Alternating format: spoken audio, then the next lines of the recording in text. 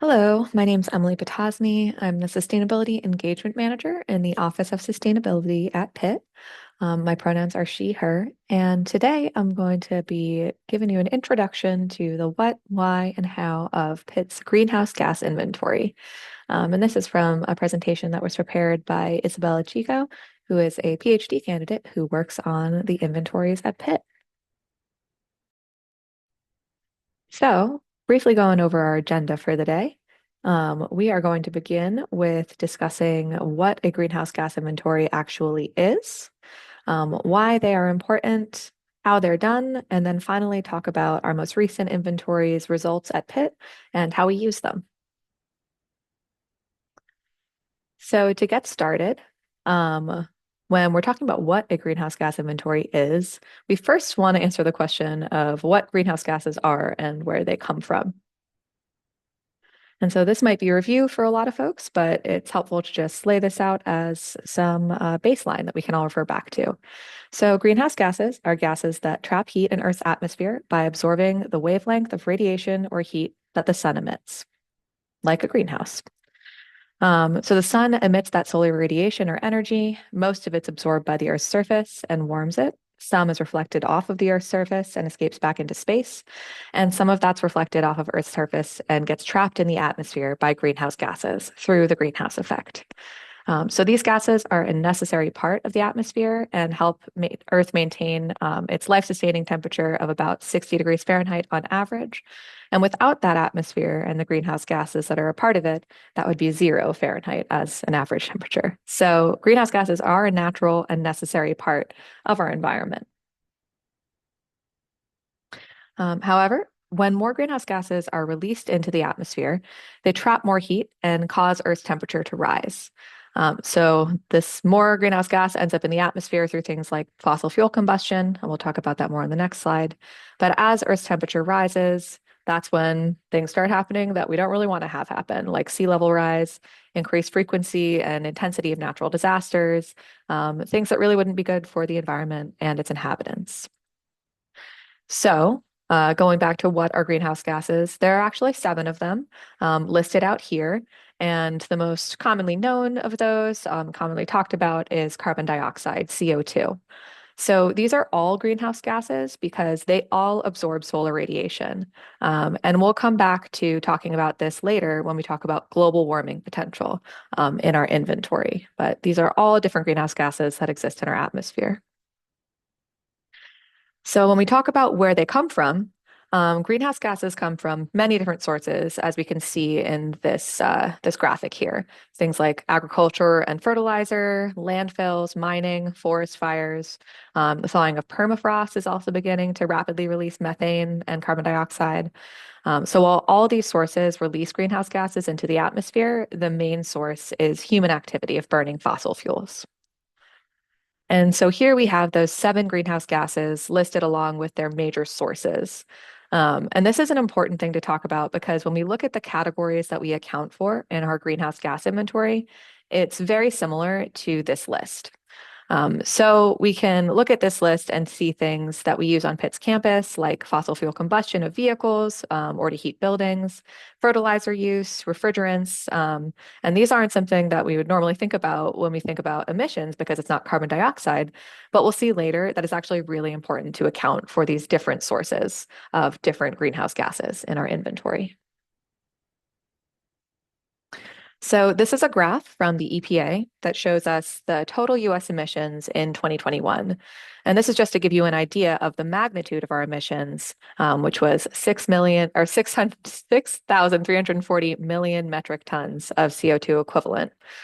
And the majority of those emissions, as you see in this pie chart, are from carbon dioxide. And that's why we talk about emissions usually in terms of CO2 or CO2 equivalent. And this gives us a uniform language for talking about emissions. So we convert the other greenhouse gases and their emissions into a CO2 equivalent by their global warming potential. And that's a conversion that we'll talk about how to do later. So, moving on from what greenhouse gases are and where they come from to what a greenhouse gas inventory is, the inventory essentially quantifies an organization's greenhouse gas emissions and their sources that result from an organization's activities. And this is sometimes referred to as a carbon footprint. And what this inventory does is it helps us to understand, manage, and communicate those emissions. So, in order to make greenhouse gas emissions calculated through an inventory comparable between different organizations, the World Resource Institute and the World Business Council for Sustainable Development developed a global standard for greenhouse gas accounting called the GHG protocol. And this is a uniform standard that makes sure everyone is accounting for their emissions in the same way and provides guidance on the best practices for doing so, determined by experts in the field. So the greenhouse gas protocol defines these following principles for an inventory. Relevance is ensuring that the inventory is compiled in the spirit of serving decision makers that are internal and external to the organization. Completeness means that all significant emissions within the chosen boundary are accounted for and reported, and any exclusions are disclosed and justified. Consistency in a greenhouse gas inventory means that consistent methodologies are used for meaningful comparison over time. So changes to things like data, the methods for collecting them, or the boundaries of the inventory are transparently documented, and previous years, including the base year, are updated when determined to be significant. And this can be one of the most challenging things to reconcile when comparing your inventories year over year. Transparency is disclosing any assumptions, referencing calculation methodologies and data sources, and addressing any relevant issues with a clear audit trail for how you conducted the inventory. And lastly, accuracy is ensuring that the emissions that you calculated are and reported are reflective of the organization's true emissions and not way above or below. So decision makers should be reasonably confident that the information reported is accurate. So moving on from those principles, there are lots of key terms that get thrown around when we're talking about inventories. So I wanted to just start with talking through some vocab that you might hear when referencing or reviewing greenhouse gas inventories. So first, when multiple emissions, when multiple organizations report the same emissions or emission reductions, this one is double counting, which I meant to be able to slide over, but it doesn't seem like I can. The next one, the limit defining which emissions to include in a greenhouse gas inventory. This one is the boundary. So that is one of the different scopes that we have to determine, which we'll talk about in a moment here. Next, the year against which emissions are compared over time. That is the base year. And so that is also referred to as the baseline year. And we'll talk about ours at Pitt for our inventories and our different plans and commitments. And then the last one, when the inclusion or exclusion of information influences the organization's decisions or actions, that is materiality. So whether part of the inventory is material to the organization or not. So just a quick vocab lesson before we move on. So going into the components of an inventory, so greenhouse gases are split into, or inventories are split or organized into three scopes. So scope one includes emissions from sources that are owned by Pitt. So you can also think of it as when the combustion occurs or the emissions are released actually on Pitt's campus. Scope two is indirect emissions, and generally the largest of these is energy that we purchase from our electric grid. So scope three is any other emissions that are associated with the organization's activities. These can be upstream or downstream from things like your purchases and that supply chain. And these are really the hardest to define and bound. So scopes one and two are the only scopes that are required for a greenhouse gas inventory by the GHG protocol that we discussed before. But Pitt chooses to include scope three to provide a more accurate and holistic view of our emissions. And actually, scope three often makes up the biggest portion of a company's emissions. So what do you think these scopes look like for Pitt? So going into it, scope one So this is emissions that are produced here on site from combustion that here occurs here on our campus. And that's really just a few sources: steam from the Carrillo Street Steam Plant, which we'll talk about a little bit later, natural gas going directly to buildings, any fleet vehicles that Pitt actually owns, refrigerants and chemicals. And if you recall from before, these contribute a particular kind of greenhouse gas, not CO2, but those are things that we have here on site, and fertilizer. Then getting into scope two, this is just basically one giant category for purchased electricity, as well as steam from the Belfield boiler plant, which is just on a kind of different sort of uh, energy source from the Carrillo Street steam plant, which is right on site here. And then scope three, other indirect emissions, is where we get into like a really big list of things that are associated with operating our campus. So this includes things like commuter travel, air travel, other Pitt-sponsored travel. So this is like rental cars, or if you drove your car for a Pitt business trip. Things like paper purchasing, our solid waste on campus, landfill and recycling, compost, wastewater, food, transmission and distribution losses from the electric grid, and then this other category called FERA, or fuel and energy related activities. And there are also some sinks that we factor in here. Composting is what I should have mentioned there. So moving on to the why. Why are these important? So greenhouse gas inventories are important to Pitt because universities have a really unique opportunity to lead in the implementation of climate actions because of our capacity for research and education. So that's why Pitt is a signatory of the American College and University President's Climate Leadership Commitment, along with many other universities. And in that commitment, the annual greenhouse gas inventory is a requirement for that commitment.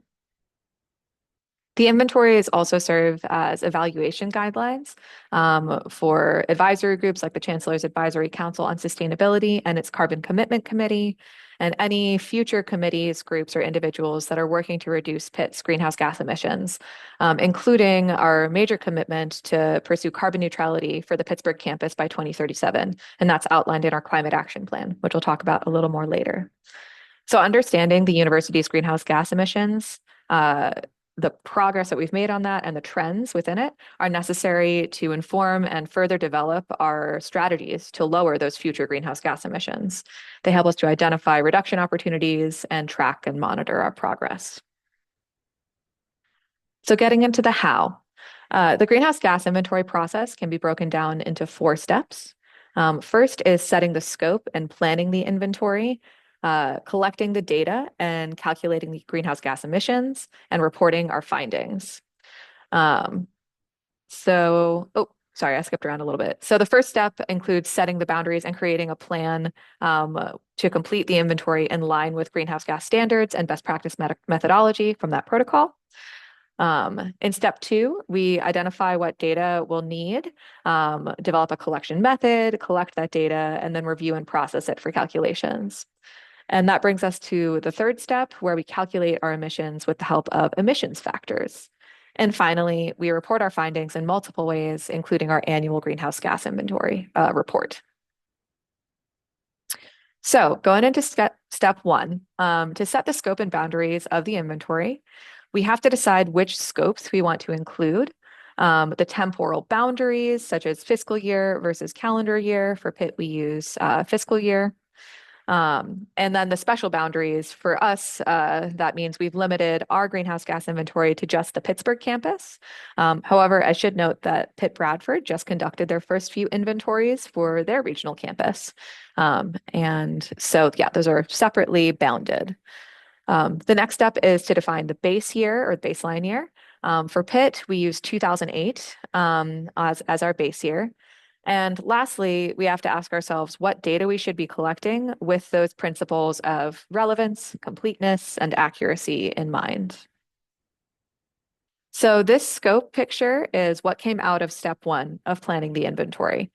So even though this is the first step, it doesn't mean that this first step is done and we move on. So The boundaries and scope are something that is constantly changing as more data becomes available, as our operations change, and as protocol expands to include more categories. And we see this a lot in scope 3 in particular. There's just better data and better science for being able to pull together all of this information from scope 3 and being able to trace further and further out the true impact of the emissions associated with operating a campus or operating any organization. So moving on to step 2. So these are some of the questions that we ask ourselves during the data collection process. So what data do we need for each of these categories? Who is the contact in the university that can help supply that? How can we make it easy for that contact to give us this information? Like, how are they already collecting it? And then making sure that we can review and process the data for our calculations for the purposes of the inventory. So once we receive that data, we can make sure that that format is ready to be entered into our calculation tool, which is called SciMap, or the Sustainability Indicator Management and Analysis Platform. So this is something that's used kind of across the board for a lot of different inventories. So to kind of bring it home with an example, we thought we'd use an example of faculty and staff travel, one that's pretty like front of mind for a lot of folks. So answering the first question, what data do we need for this category? We need to know what university-sponsored travel by air, bus, train, and car actually looks like in what format. Who is the contact for that? So the folks who already collect this information on campus are actually in our purchasing department. So for university-sponsored travel, folks have to submit their expenses and code those expenses or process reimbursements for their travel. And so that's all going through Pitt's purchasing services through our system called Concur. And so how can we make it easy for those folks in purchasing services to give us the information? We ask for it in dollars. So they're already collecting that information in terms of the expense and coding all of that. So we make it easy by asking for that dollar data to be sent our way. Now, how do we need to process that data for our calculations? So to do this, these are just sample numbers, not actual numbers that we're working with here. But if we got in dollar figures that the university faculty and staff travel spent around 3 million on airfare, 100,000 on bus and rail, and 2 million on car-related university-sponsored travel, then we pull the conversion factors from SciMap to convert those dollar amounts into miles associated with that. And then with that conversion factor, we can pull the miles from the dollar figure. And the miles are what we need for our calculations for the inventory. So the process for data collection requires that we go through these questions and these steps of finding out how we can get the data from the folks who collect it on campus and convert it into the information that we need for calculating it into emissions in our inventory. So then we moved into from collecting that data and putting it into the format that we need, how to actually quantify the greenhouse gas emissions associated with that activity. So there are two concepts that we have to understand to do this calculation, and those are emissions factors and global warming potential. So emissions factors are a value that represents the amount of greenhouse gas emissions emitted from an activity. And those are usually expressed as the weight of the emissions by a unit of weight, volume, distance, or duration of the activity emitting the pollutant. So an example of this would be kilograms of carbon dioxide emitted per 1 ton of coal burned. And these factors are all determined from averaging all available data on emissions from the activity and are generally assumed to be representative of the population average. And so those are emissions factors that are calculated by the EPA and pulled into SciMap, the reporting tool that we use. So the next concept to calculate the actual emissions is global warming potential. So like I mentioned earlier, although greenhouse gases trap heat, their ability to do so differs from gas to gas. So a global warming potential is the ability of 1 unit of a greenhouse gas to absorb heat relative to 1 unit of carbon dioxide. And this allows us to convert all greenhouse gas emissions to a single standardized unit for ease of comparison, and that's CO2. So the table on the right here shows the global warming potential factors of those seven gases. And going back to the example we were talking about earlier, in our scopes, refrigerants, which are in scope one, so they release sulfur hexafluoride.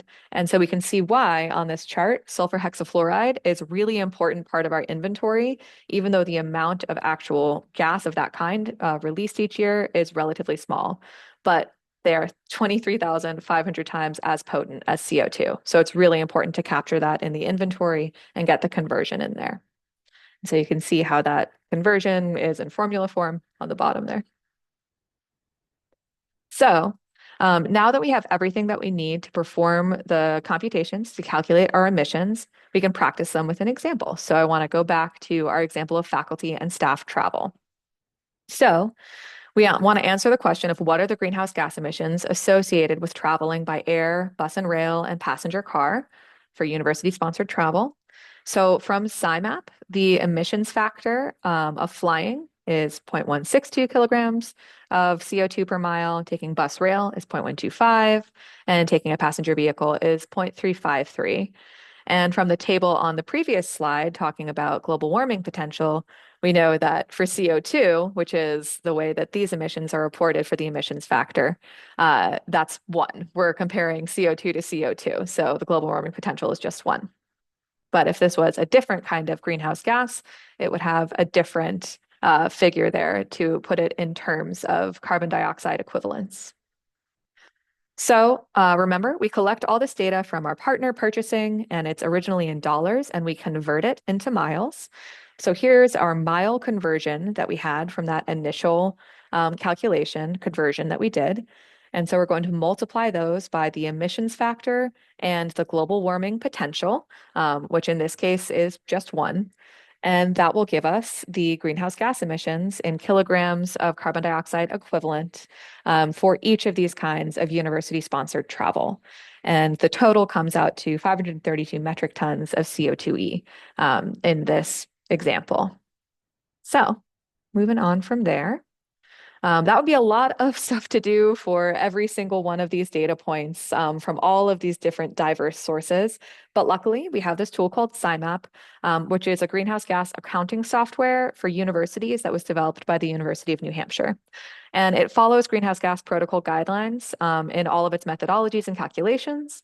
And higher education institutions who are committed to carbon neutrality through Second Nature, which is just a conference of universities that have made carbon neutrality and climate action commitments. Pitt is one of them. We report our emissions through SciMap.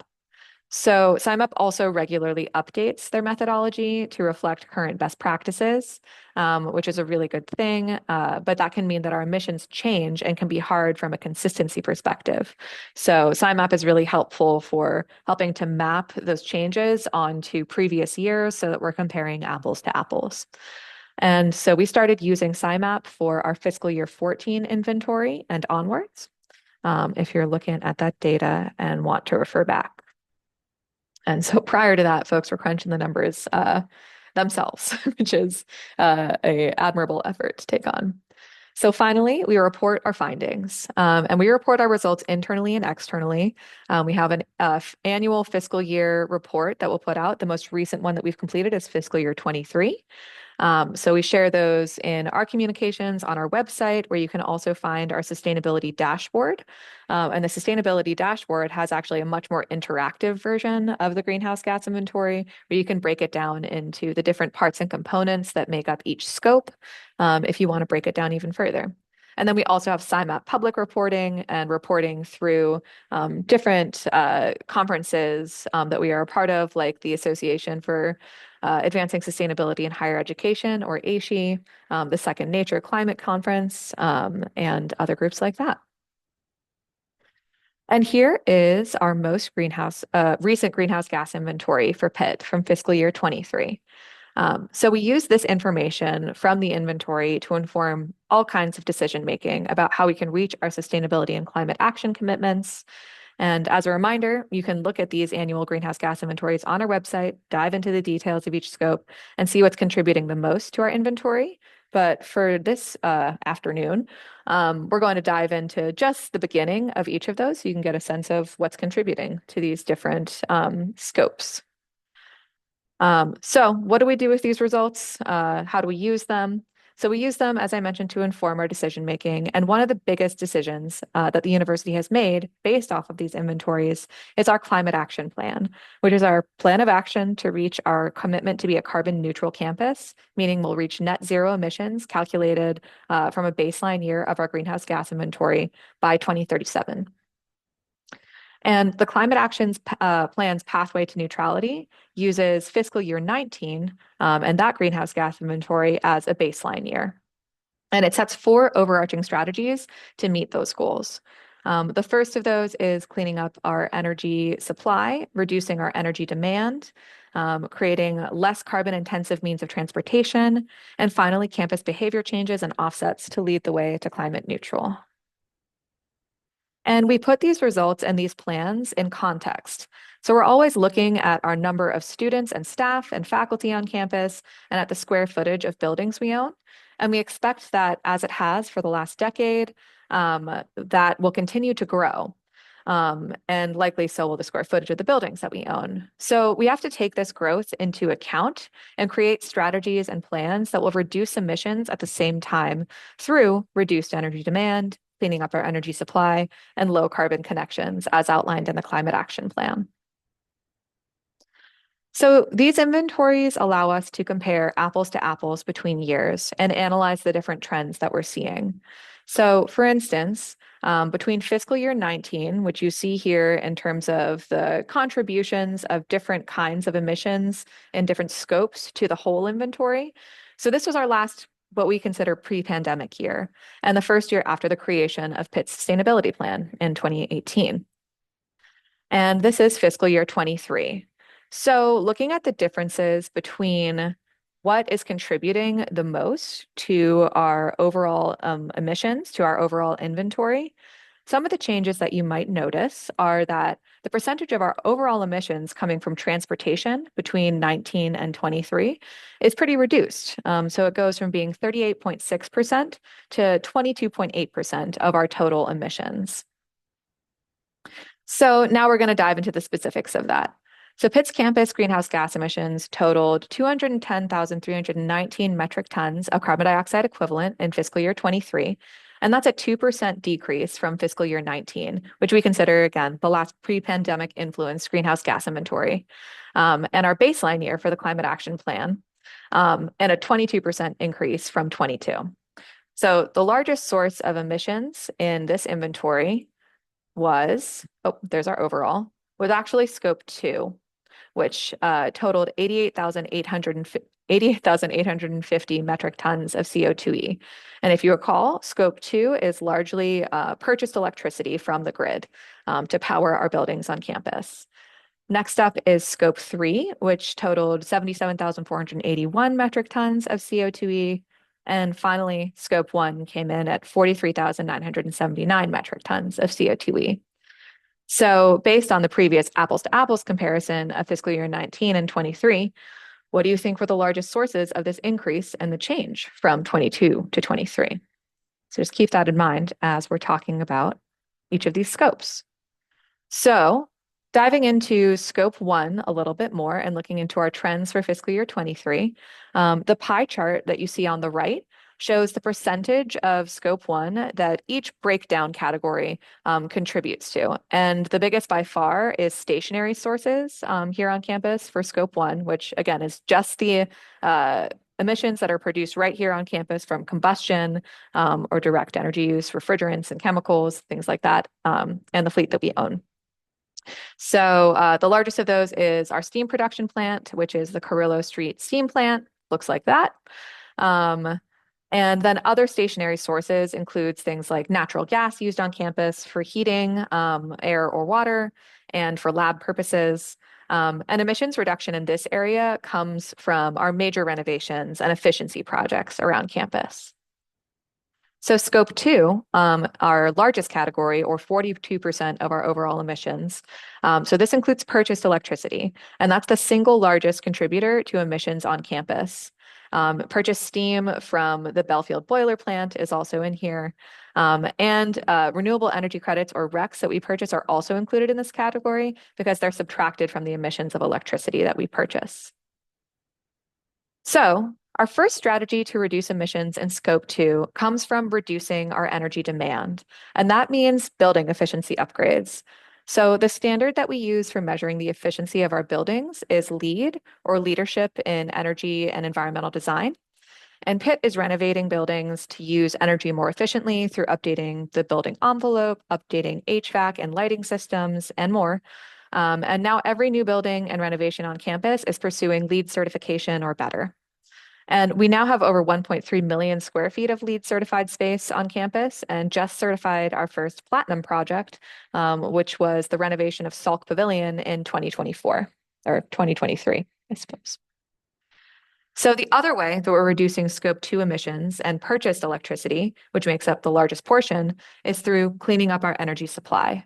So energy that is purchased from the grid in southwestern Pennsylvania is mostly made from natural gas, coal, and nuclear. And we can really improve our energy mix and clean up that supply by doing things like creating more on-site renewable electricity generation. And we are doing that. So on campus, Pitt has added 24% more solar in 2023, which you see represented in this little colorful corner on the bottom.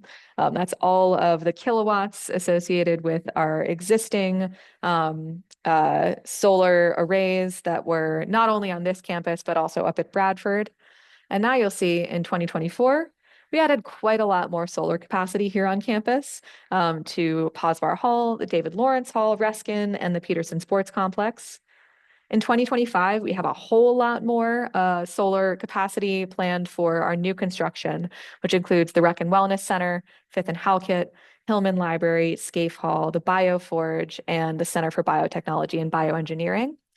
And then in 2026, we plan to add even more with the Arena and Sports Performance Center coming online and the solar that will be added to their roof. So we are cleaning up that supply with on-site renewables wherever we can, which as an urban campus, our options are sometimes limited, but we're definitely identifying the new ones, especially with our new construction and trying to build it with solar in mind. And Pitt has made really large investments in regional renewable electricity generation through power purchase agreements. So last year, the 20 megawatt solar project, Vesper Gaucho Solar Project, came online out in Moon Township, and it's now providing 18% of Pitt's electricity through this locally generated solar. This is the largest solar array that's in southwestern Pennsylvania. And we're really excited to have been a part of this project that is now a part of the regional grid and will continue to be into the future. So through projects like this, as well as our upcoming power purchase agreement with the Rye hydropower project, which is going to be on the Allegheny River. These two projects combined will have the local renewable electricity generation that powers our campus up to 43%. So we're pretty excited about that. And as we start cleaning up our supply and reducing our energy demand, it will also continue to be important to focus on how we're using energy in these spaces. So here we've got some information about energy use intensity by building type on campus. And you can really see that these different types, labs, offices, residential spaces, and other, the most energy intensive are our lab buildings. And in particular, there's actually 5 buildings on campus that use about 40% of campus energy. And this isn't really surprising given the kinds of equipment and energy needs, as well as HVAC needs, to do research in these lab-focused buildings. So we have a couple of exciting projects included in our Green Lab program on campus to help address the energy demands of lab buildings and try and help them operate more efficiently. One of those that is currently active is a rebate program to upgrade ultra low temperature freezers. So ultra low temperature freezers can use as much energy as a house every day. If you've got one of the older models, and they got a lot more efficient after 2018. 2019. So with partnership with the SBC for Research Office, we're actually running a rebate program right now to get a 30% rebate for upgrading an ultra low temperature freezer that was from before 2018 to one that is much more energy efficient and Energy Star rated, and to get a 30% rebate on that, or 60% if you're consolidating two ULTs down to one. So this, along with some other projects, are one of the initiatives that we have underway right now to try and improve the energy efficiency and reduce energy demand associated with labs. And for other spaces on campus, offices as well, there's things that you can do and will continue to be really important, especially as the efficiency of our buildings start to improve.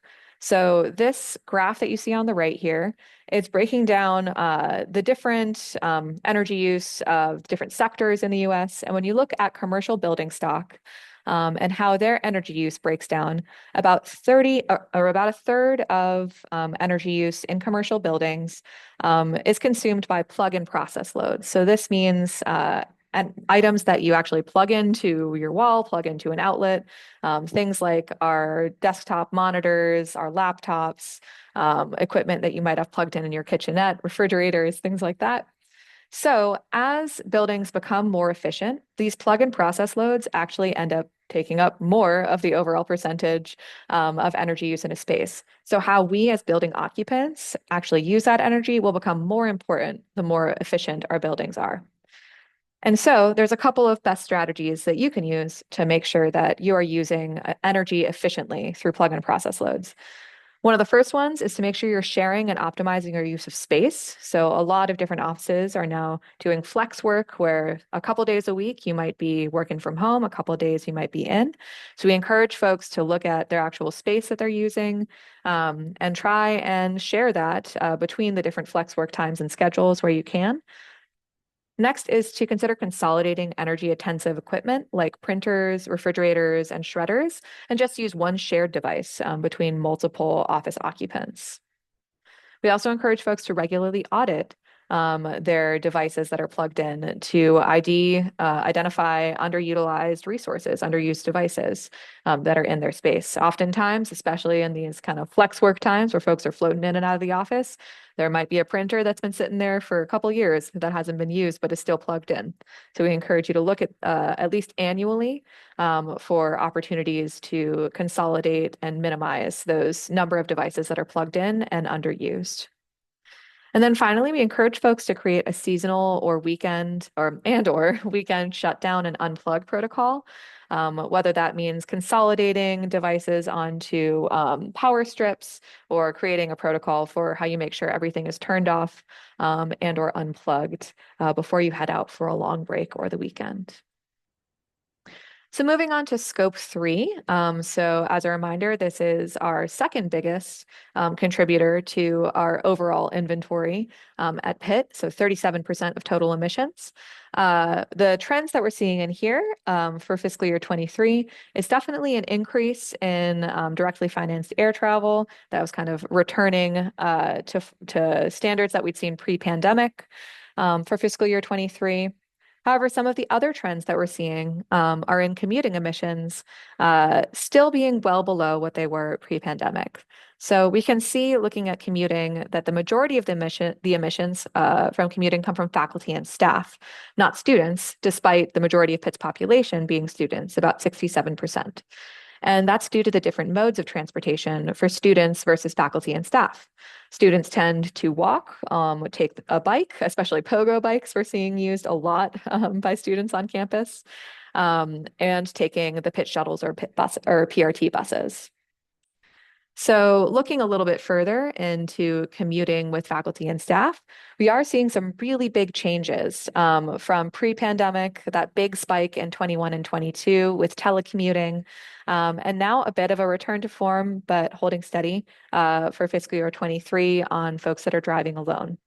So we do have some programs on campus, including the free pogo bike rides for up to 30 minutes. That is for students, faculty, and staff. Oftentimes, I find that faculty and staff don't know that they're eligible for that program as well, and you can request your code to join that from Pitt's Office of Mobility. But there's also a great program for folks to identify carpool and vanpool opportunities.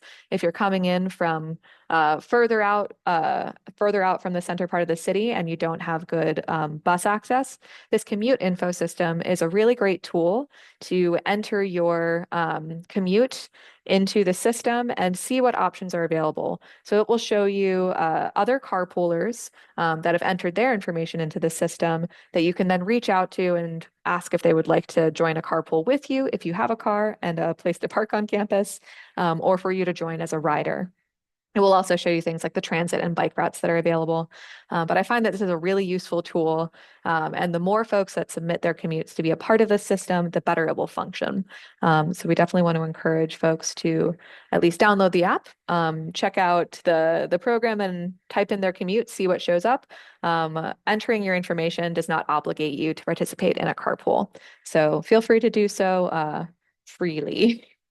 And then the last thing I wanted to note here with commutes, if you are a bus rider, PRT is in the midst of updating their bus line program through the bus line redesign. The comment period actually just closed for their first round of this route, but I encourage you to go and check out this website through the QR code or the URL there to go and see what changes have been proposed for your area. There's a lot of changes that were proposed in this redesign that actually create more one-stop routes to Oakland. And so that might be an option for you if it wasn't previously. So I encourage you to go check that out and consider how these commute mode shifts could contribute to our emissions reduction strategy here at Pitt. So I just wanted to wrap up before questions with noting a couple other ways that you can dive more into this information. So we have a climate action roadshow that we can bring around to your department, to your class, to any upcoming meetings that you have, where we can talk more about specific ways that faculty, staff, and students can contribute to this climate action plan at Pitt and contribute to emissions reduction. So if that's something you're interested in, feel free to scan that QR there and fill out the form, and we'll be in contact to set up a time to come and speak to your group. And then we also have our Pitt Green programs, which are a voluntary self-assessment of office and lab practices that can help you to operate more sustainably, both in ways that reduce emissions and in ways that support the other pillars of sustainability, equity, and economics as well. So we encourage you to check that out. I am available to assist with this process and come and do an initial audit if this is something that you're interested in trying out with your team. We have over 1,200 faculty and staff. They're a part of this program now, over 80 offices and 44 labs that are participating. So we'd encourage you to get involved if this is something that you're interested in. And now I'm going to stop the recording and say thanks for joining today and then open it up for questions. So let me just pause that recording real quick.